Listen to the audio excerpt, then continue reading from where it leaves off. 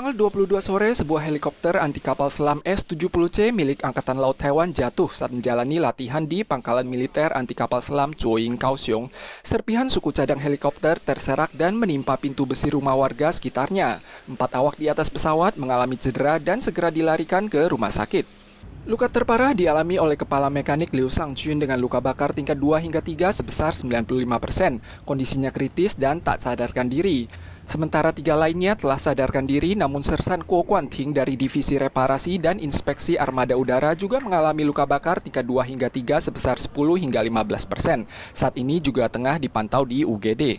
我们针对这一次的事件，一定会非常坦诚的去做检讨。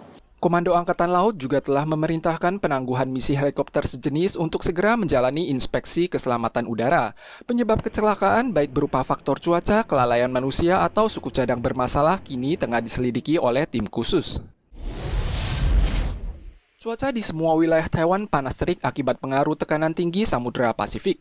CWB merilis laporan suhu tinggi pada Taipei, Nantou, Hualien, Taitung, dan Changhua ke selatan hingga Pingtung dengan peluang suhu tinggi di sebagian wilayah melampaui 36 derajat Celcius. Warga diingatkan mengurangi aktivitas di luar. Konsumsi listrik di seluruh Taiwan juga mencapai rekor tertinggi akibat cuaca panas. 在下午的2点19分的时候，达到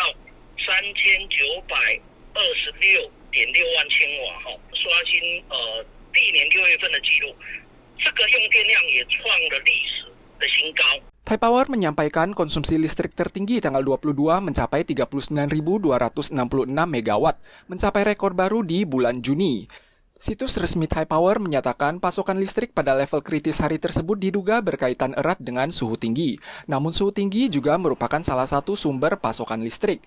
Kantor Sumber Daya Kementerian Ekonomi berencana merevisi sebagian pasal ketentuan dan mewajibkan pemasangan panel surya dalam jumlah tertentu pada bangunan baru atau yang sedang direnovasi. Taiwan melaporkan 48.283 kasus positif lokal dan 166 kasus meninggal pada 23 Juni. Menurut data baru yang dirangkum oleh Universitas Harvard, kedua strain virus mutasi Omikron yakni BA4 dan BA5 bisa menghindari antibodi penetral terhadap penderita yang telah terinfeksi, penerima vaksinasi lengkap, dan dosis booster. Kendati demikian, vaksinasi tetap dapat memberikan perlindungan substansial untuk mencegah timbulnya gejala parah. Perusahaan farmasi sedang mengembangkan vaksin baru yang mampu menghasilkan respon kekebalan yang lebih kuat. Dibandingkan dengan varian BA1 dan BA2, antibodi penetral penderita yang pernah terinfeksi atau telah divaksinasi menurun 3 kali lipat saat terserang varian BA4 dan BA5, sekalipun yang pernah terinfeksi masih memiliki resiko tertular kembali.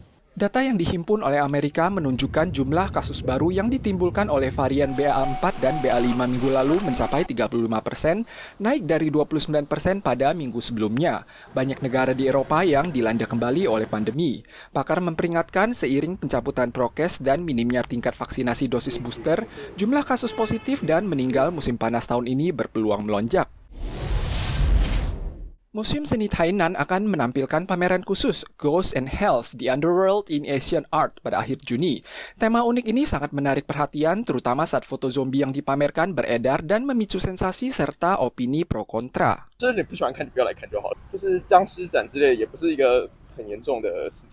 Sebenarnya foto zombie yang beredar viral ini hanya merupakan salah satu bagian dari pameran tersebut. Pameran ini dirancang oleh Museum Prancis tahun 2018, kali ini dipinjamkan kepada Museum Seni Tainan, namun malah memicu kontroversi. Staf museum bahkan sering menerima pengaduan lewat telepon. 包含日本、泰国、中国的一个鬼怪文化，还有就是对于未知的世界的想象的这一块，并没有去强调恐惧或者是超自然力量的这件事情。一方面，艺术的就给艺术吧，文化的就给文化。 这就是一个多元社会的一个体现嘛。 Wali kota Tainan bahkan turut mengomentari unsur seni lebih unggul dibandingkan rasa takut. Pameran harus dihadiri untuk lebih memahami. Pihak museum menyampaikan bahwa Taiwan merupakan lokasi kedua pameran ini dengan melibatkan elemen legenda Taiwan.